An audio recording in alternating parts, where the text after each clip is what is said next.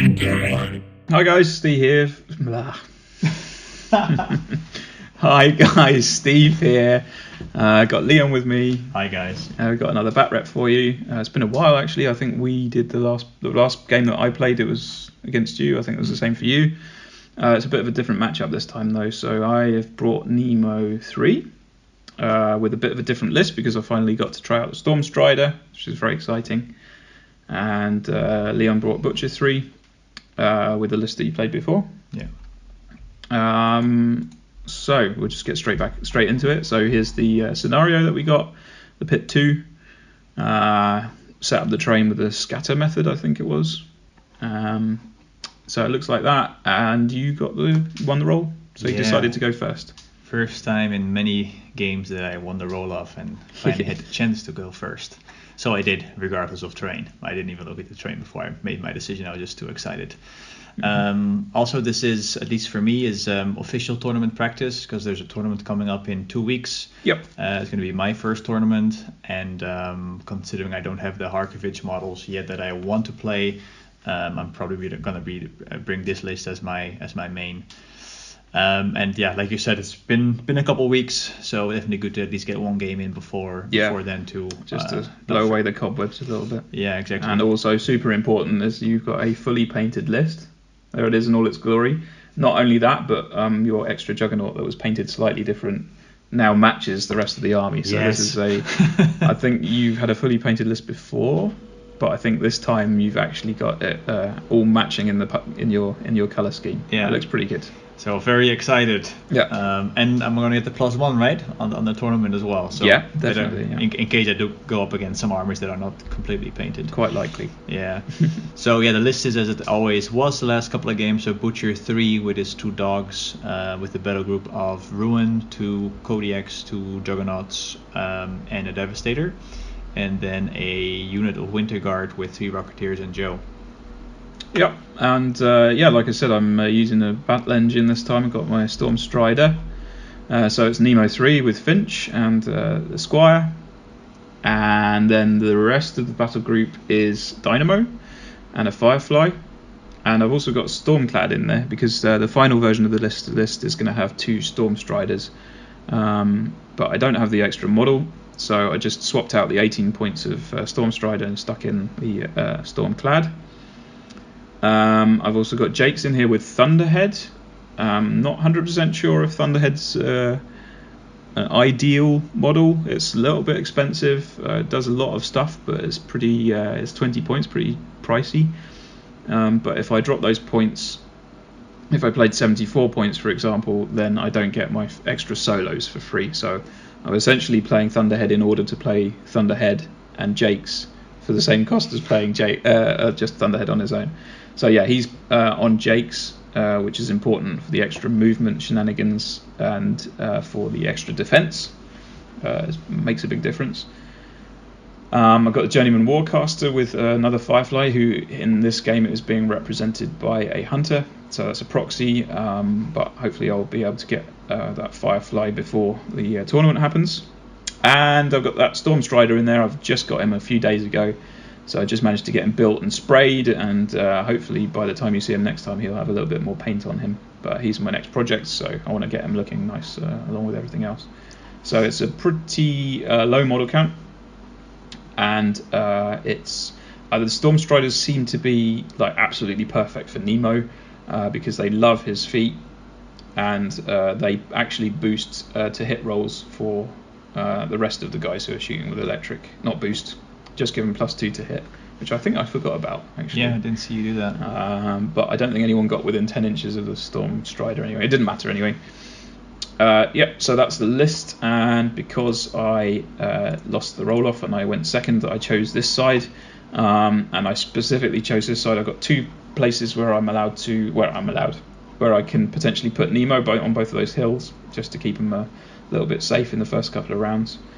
And I gave you the water right in the centre of your deployment zone, which I knew meant you would have to go round that, which means splitting your army in 2. Yeah, not necessarily in this case because The Kodiaks have Pathfinder. Kodiaks are good. Yeah, but then I decided to kind of skew anyway because I want to go to my zone for scoring.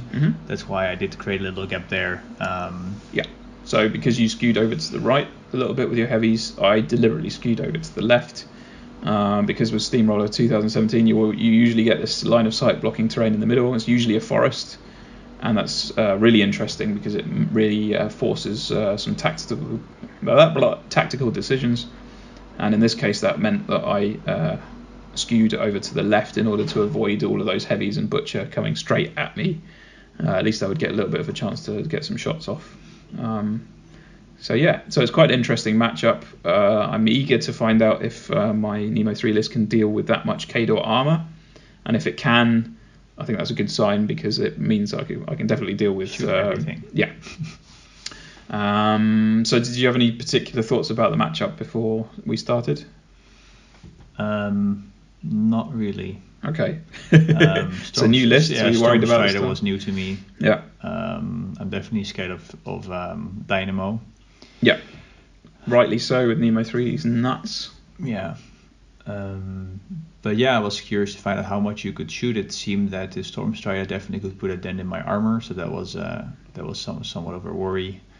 I knew I had to close with you a bit quicker than normal, probably. Normally you have a more melee-oriented army, so I wanted to play a bit more aggressively, but mostly focus on scenario because I think I've been neglecting scenario a bit too much in my last couple of games.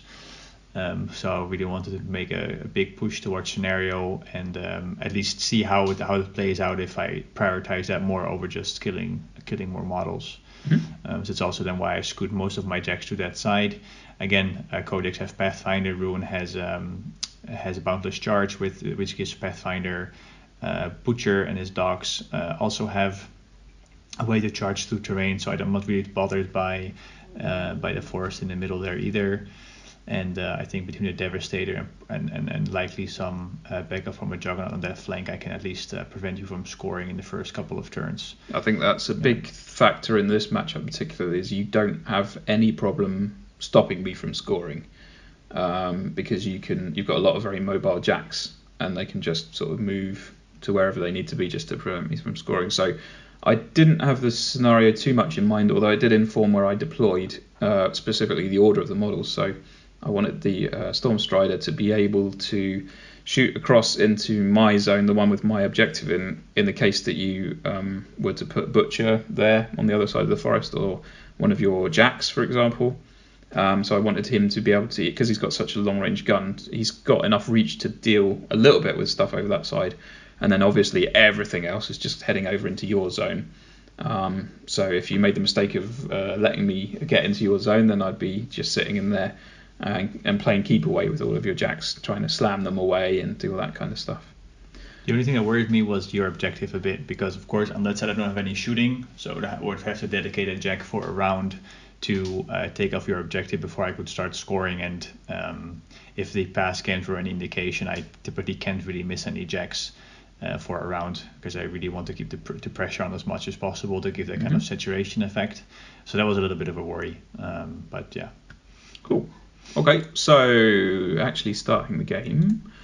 So there's your first move. Yeah, a pretty straightforward turn as always. On the left side, Devastator got his advanced move because of the theme, and then moved forward as quickly as possible. Winter Guard moved forward but held back a little bit because of Electro Leaps, so they're all staying away from the Devastator. That Devastator is already within shooting range of the Storm Strider, so any Winter Guard would I would definitely shoot the Devastator, and then start frying some Winter Guard. Yeah, that holds up the Juggernaut a bit to move forward aggressively, but it can also be a later game piece, so I'm not too worried.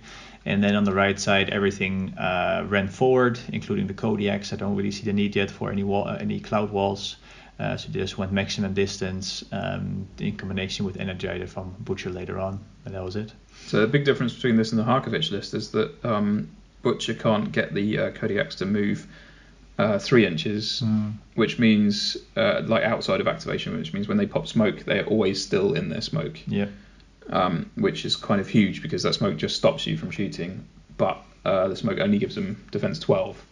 which is just like a normal heavy. Yeah, it's not very impressive. So the smoke doesn't help as much. Apart from it stops assassinations on Butcher. Yeah, I did park everything base to base just in case I didn't see some shot coming. So I'm still safe with the caster, but definitely going for covering as much ground as possible to make use of that first turn. The fact that I've got that 12-inch deployment because of heavy metal is pretty huge, especially with the 19-inch threat range on the Storm Strider. It's actually quite nice to have a long threat range pieces in the Nemo 3 list because it's usually just like 10-inch shooting. So it makes a nice difference to have that ability to start affecting the game early on. So here's what I did. So pretty much sticking to the plan. So I saw that your Kodiaks and Butcher and Ruin and the other Juggernaut, they're all heading over to the left side of the board now. You've kind of spotted what I'm up to.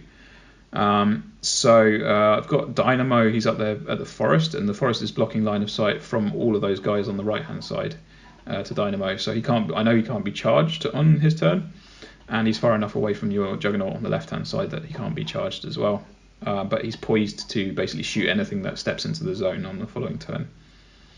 And it's pretty much the same story for everything else. So that Firefly over on the left hand side, I put him in the trench. Just makes him annoying to hit. It's probably a target for the rocket guys. I was a bit worried about you shooting down Thunderhead with the rocket guys as well because they can cripple or destroy a Cygnar heavy in one turn with 3 rockets if you shoot well. So he's up on the hill and the other Firefly's up on the hill there. A couple of solos up on the hill. The Stormclad couldn't quite make it into the trench, but he's again poised to defend that zone that he's at on the left-hand side there. Storm Strider went up, took exactly as we described before. He took a couple of shots at the Devastator, boosting to hit, because I knew I wouldn't be able to damage him, but it's crit disruption. So if I'm boosting to hit, then I can disrupt him. And that's very annoying because it means he can't run on the next turn, which is probably what he wanted to do. And I got it. Yeah, for sure. Crit disruption is really good. Let's put it that way. I got my 2 power tokens and I got 2 shots. And then I followed that up with a slam from Nemo, the Force Hammer slam through the Lancer to knock him back as well. I think I only got 2-inch or so. Slam. I was hoping to maybe take out a couple of Winter Guard guys with a long slam, but that's fine. So the Devastator is essentially will only get a net movement of 2 inches on the next turn. Yeah. And that's it really. You can really see I'm just gathering up everyone ready here, ready to get those Fireflies in, get that higher damage on everything as soon when you run up. So it's really up to you. It's obvious that my next turn is going to be the feat. Set up. Yeah, so it's whatever you offer up to me, really. So here's what you did. And I offer up plenty. Yeah. Like I said, I just go in. I don't really see much reason to hold back. I still, by pushing forward a lot, I kind of prevent you going into my zone with any models. So I can still potentially go to the objective and start scoring there. But I really want to provide enough armor for you to have a problem and for me to still retaliate. So Devastator just moves up, just tries to be annoying, not much tactic there.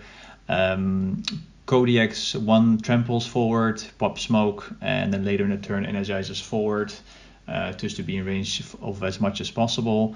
The second Kodiak actually runs all the way through the forest to then, together with Energizer, engage Dynamo. That was pretty smart, actually, because it's annoying and it gives me a puzzle that I have to deal with. Again, I don't really mind losing a jack or a couple jacks, and this way at least your options with Dynamo are really being limited, and he's just too dangerous to let him run around and shoot whatever he wants, and he can just take out 1 jack a turn. So it's I'd rather have him with less options. Then also both Juggernauts run forward. 1 Juggernaut going around the 4, so he's a little bit hindered by the forest in the middle. He's a bit one of the slower jacks. The one on the right hand side. Yeah, the one on the right hand side. But still flanking force, so to speak. I chose for Ruin to be towing into the zone. If in this case, if Thunderhead comes forward or any of the other jacks, he can now see through the forest and make a charge next turn because of Boundless Charge. Winter Guard moved forward, in this case taking the Electro Leaps into account less, and the rockets took aim on your Firefly, but I actually didn't really realize that he was in the trench. Interesting as that may sound. So I think I missed with everything, and there were some scatters, but really not really any effect there. Joe gave him tough, and then Butcher also moves up, camping 4, just casting Energizer and having 2 Winter Guard close to him just in case a shot comes through, so he can sec pawn to those with 2 Winter Guard next to him. Yeah, cool. So I've got 1, 2, 3, 4, 5, 6 high armor heavies, sort of all within charge range of all my dudes. So it doesn't really give me any choice. I have to feat on this turn, and I have to try and just maximize the amount of damage. And I think taking down 2 heavies probably isn't enough in this case, even if one of them turns out to be Ruin. So I kind of have to aim to take down 3 heavies. And I think that would probably be enough to tip the balance so that your retaliation won't be too drastic, and then I can still do something on the turn after that. I don't care so much about losing 2. So if you take out two Kodiaks, or a Kodiak and a Devastator, or maybe a Juggernaut, I think there's still plenty for me to then take out on my next turn, and have Butcher left for later. So I'm hoping for 2. Not too worried about the Devastator, although he's in the prime position to get killed. I would have to concentrate a bit too much on him, and I think again that would stop me from getting the 3 jacks that I was really aiming for. Obviously I have to clear this Kodiak off of Dynamo, so I have to think about how to do that before Dynamo activates, because I want Dynamo to take down 1 heavy on feat turn, and if he does that, that's fine. And as always, Ruin has got a big old target painted on his head. He's the most expensive jack in your list, but also he's by far the most dangerous. He can do a lot of damage. So it's feat turn, and I had to do a lot of shuffling. I really needed to get those Fireflies into their little boosty thing that they do, +2 to damage for electro damage. I had to do a bit of shuffling to get those into position. I had to make sure that I activated Nemo first, which is what I did. I believe I was a bit careful because I had to give all my focus to the Stormclad. I gave 1 focus from Jake's to the Thunderhead, and that allowed me to upkeep Sidekick, but at the same time also have the option to cast Energizer later. If I give him a full stack, I can't do both of those things, which meant that Strange Ways then had the burden of giving Thunderhead that extra focus to bring him up to full focus. So it was just a case of getting those Fireflies in. Nemo and his girlfriend went in. I don't think I cast Force Hammer this turn. Magnetic Field stayed up, and they just feated and just did a couple of shots. I don't think they did any damage to anything though. Then I moved the Fireflies in, and I think also I think one of them even missed a shot. I think maybe he was shooting at Winterguard. I'm already forgetting it, even though it was like an hour ago. I don't think they did any significant damage, but they got into range to be able to help with the other stuff. And then I moved in Thunderhead, and I managed to get him within range of the Devastator and both Kodiaks and Ruin, and he did his Pulse. And then I believe, which did a lot of damage, and then I believe he then bought attacks against the Kodiak in the centre, and I think that did a bit of damage to him as well. Maybe it was the other. Maybe it was the other Kodiak. It was the one that was engaging Dynamo. I think that's actually. True. Yeah, he was actually taken out by all of the shooting. So I didn't manage to kill him with Thunderhead, but I managed to take him down, I think, by quite a lot. Thunderhead's pretty amazing in that he can do that pulse, and then because he has sustained attack, he just picks one of the things that he pulsed, and he just hits that automatically with another 2 shots, one of which has boosted damage. So again, on Nemo's feat turn, that's pretty amazing. And with the Firefly there as well, that really did a lot. Then I still didn't have Dynamo free at that point. I charged in the Stormclad, and he did a lot of damage to the Kodiak that was standing in front of him, and I think that Kodiak ended up being left on 1 box, but I was a bit disappointed with what the Stormclad managed. He spent that focus to to charge, and that meant that he actually didn't do quite as much damage. And also he doesn't take that much advantage of when he doesn't have when there are not a lot of infantry around. He doesn't take that much of an advantage of the feet turn because it doesn't affect his. You didn't have melee electrify, at all. so you were rolling dice plus Lightning 1, Shroud, so that was quite painful. It was okay. But anyway, that Kodiak in front of the Stormclad was left on 1 box, and I think finally the Storm Strider, he actually took a step back and he got his 2 power tokens, and it was him that took down the Kodiak, boosting to hit.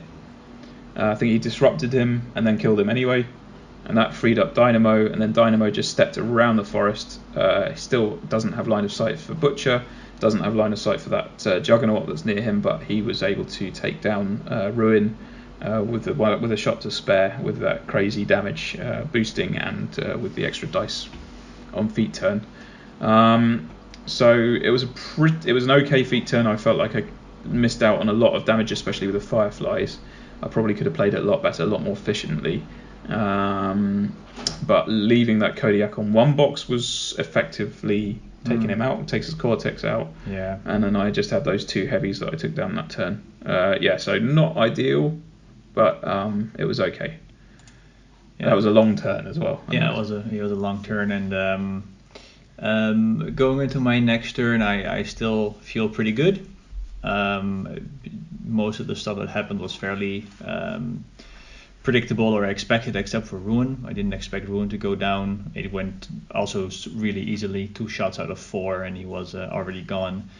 I did put Ruin and the Juggernaut in a position that both of them, or one of them, could actually charge the objective in case I still wanted to press for scenario. But this was in the point in the game where I figured if I now peel off a Juggernaut to go for objectives, I just have too few models who pressure you where the fighting takes place. So at this point I also decided to kind of forgo the objective.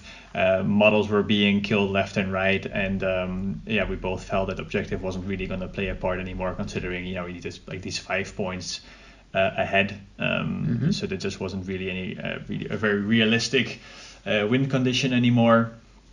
So I also spent about 5 or 10 minutes thinking about what to do next. I was in a good position to take out a couple of your jacks.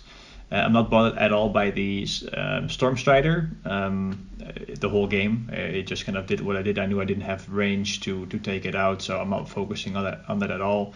Main priority for me is typically Dynamo, just because it has such a long threat range. For it's very dangerous. If I could knock down Butcher, then Dynamo kills him. Yeah, that happened I think twice before, and also the fact he can take out 1 jack per turn at range or in melee is just too much. So definitely first priority is taking out Dynamo. So what I decided to do was allocate 2 focus to the Juggernaut on the left, so that brings him up to 3. Also the Devastator got 2 focus, taking up to full focus. And that left Butcher with 2 focus.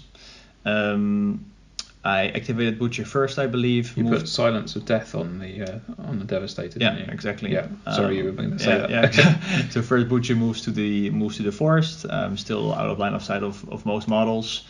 And I put the dogs around him for some additional protection, blocking some line of sight, things like that. And then put Silence of Death on the Devastator. One thing I did forget to mention is that to actually be able to attack Dynamo with the Devastator, I had to move the Kodiak out of the way, the 1-box Kodiak. So I moved him to the side, and that got a free strike from the Stormclad. Yeah. So he actually kind of suicided him just to make room to the Devastator. All I needed to do was not roll double ones, and he got that extra damage because he was on dice +1 anyway because of Lightning Shroud. Just in case you guys are wondering where the Kodiak went. I was also considering leaving the 2 focus on Butcher, just to have additional protection against shooting in case something does manage to sneak its way around, but I didn't. Also before this happened, actually, I activated the Winter Guard, and I tried to already damage Dynamo a bit in case Devastator didn't really do what he was supposed to do, and actually shot 75% of his boxes. Yeah, he off. Just had his gun and his Cortex left. Yeah, so that was going a lot better than I expected, because again I just wanted to damage him a little bit, but the rockets did quite well. Also the combined range attack from 2 other Winter Guard infantry models, which spiked a little bit, I believe. And then after I activated Butcher and put Silence of Death on the Devastator, he went in, which I think the first time I used the Devastator this aggressively against Jax. But it worked. He did very well. He's fine. He's got those 2 initials, which makes a big difference. It's power 18 total, so I think it took me 1 attack to take down Dynamo. Yeah. Considering his damage state, and then the rest of the attacks went on the Stormclad. Yeah, and you took out his Cortex as well, and his sword arm, so he was rendered more or less useless at that point. Yeah, pretty good activation all in. Yeah, that was quite a good play from the Devastator. Of course, it does bring him to armor 19, but at this point, I don't really care so much anymore. Then on the left, the Juggernaut. Unfortunately, I misplaced the Winter Guard a little bit because I couldn't actually charge the Stormclad with the Juggernaut because this little guy is in front of there, the officer. But considering I did plenty of damage with the Devastator, it didn't matter that much anymore. So he charged the Firefly that was sitting there. Yeah. And of course easily took him out. 3 hits. Yeah.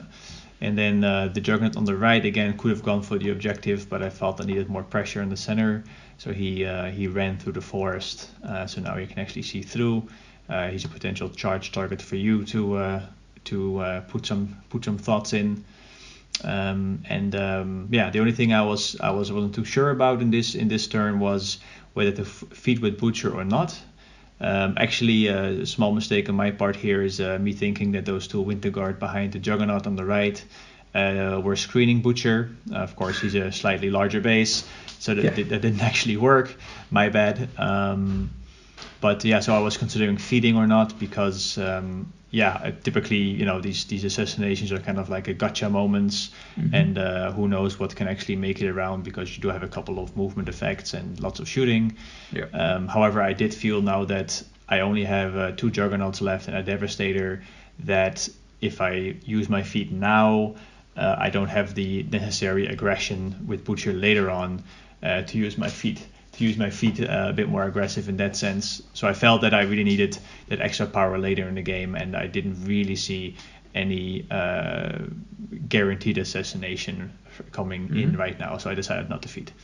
Yeah, and I did see an assassination vector here. So losing Dynamo is pretty nasty, but putting him in front of your army and then I think it would be stupid to expect him not to die, especially after killing Ruin.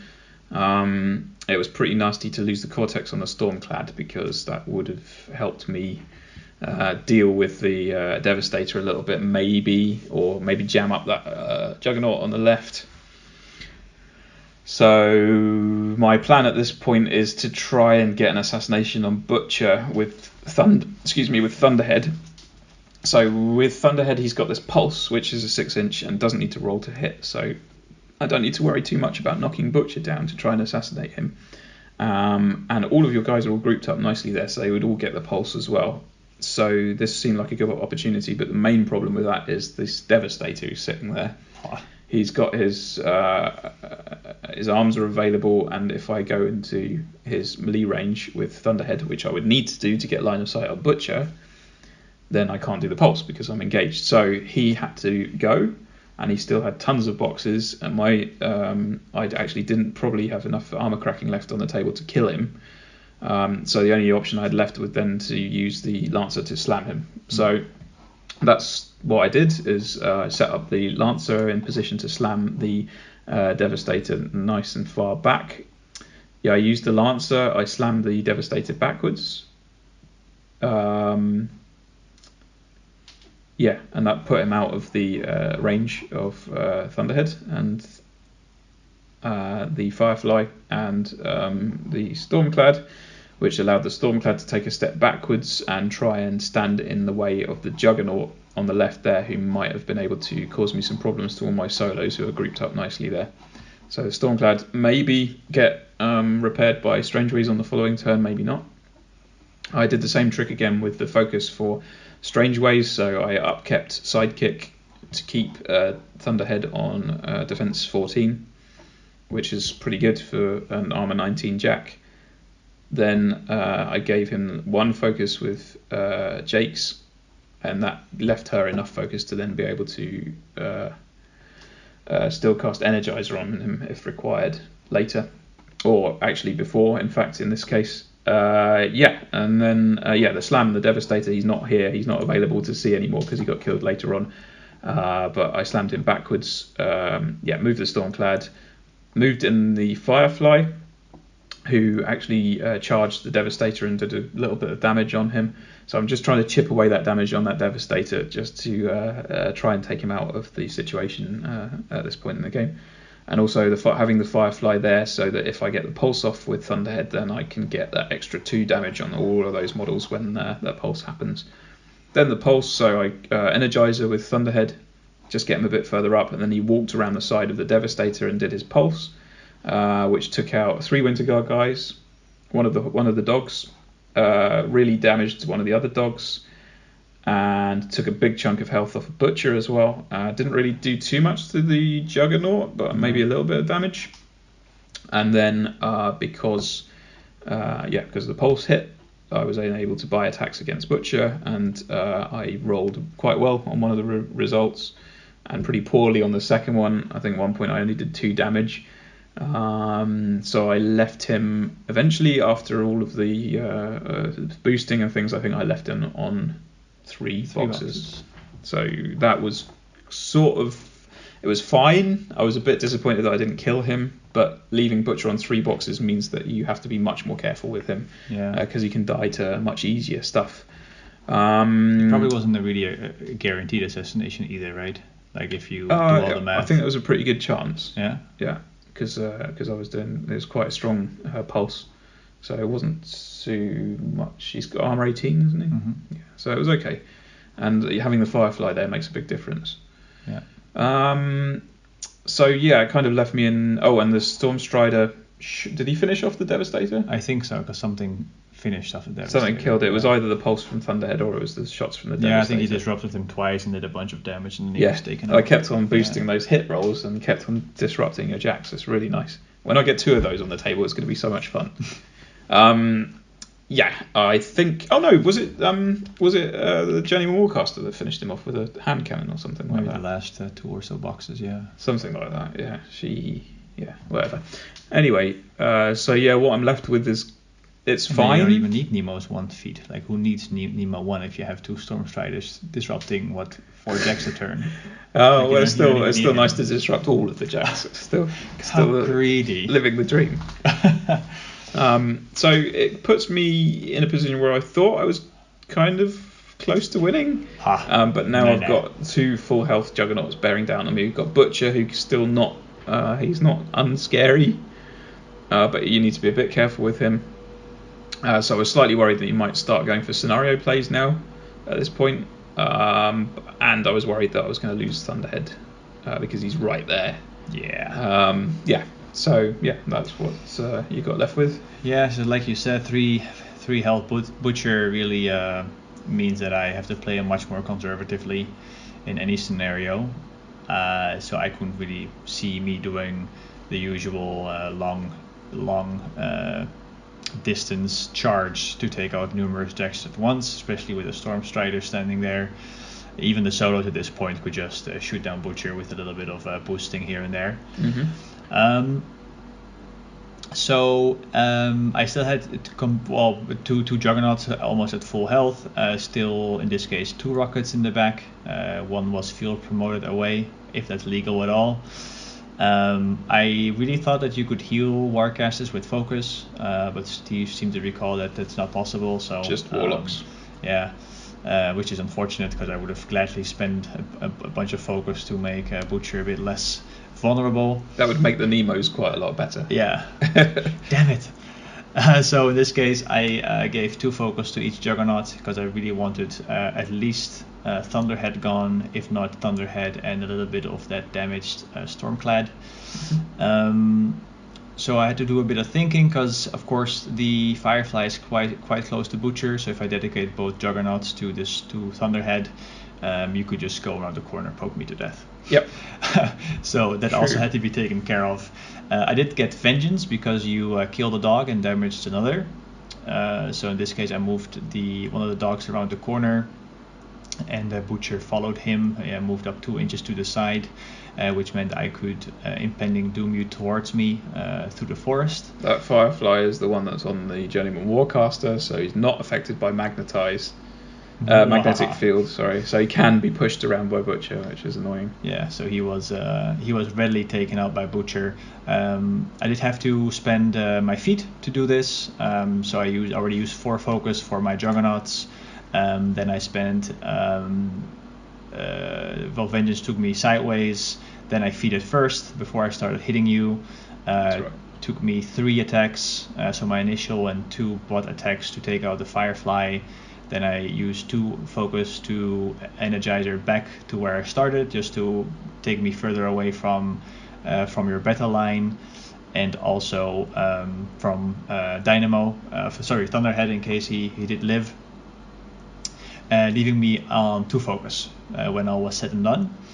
That Energizer also meant that I could move my Juggernaut that was in the forest enough through the forest to then walk up to Thunderhead and start hitting him with my 3 focus. Defense was quite high, defense 14, so needed 7s to actually hit him, which is average enough, but still at this point of the game quite a risk if I fluff the rolls. So I decided to at least boost 2 of my attack rolls to go for the crit. Because if you get him stationary, then it doesn't matter if he's got 14 defense. Yeah, and also maybe the next turn, not being able to allocate him focus would really help protect Butcher more. Why can't you allocate him focus?